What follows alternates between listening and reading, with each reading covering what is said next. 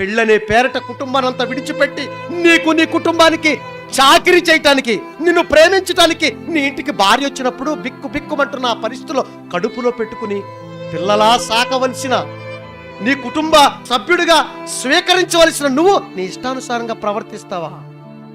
భర్తను భార్యను విడిచిపెట్టడం, భార్య భర్తను విడిచిపెట్టడం ఎవరికి అసహ్యమైన కార్యక్రమం ఉంటుంది? దేవునికి అసహ్యమైన కార్యక్రమం. విడిచిపెడతావా? ఏంటి విడిచిపెట్టేది? పెళ్లి రోజు వేసుకున్న బట్టలు అనుకుంటున్నావు విడిచిపెట్టడానికి? ఏమనుకుంటున్నావు? విడిచిపెట్టేస్తావా?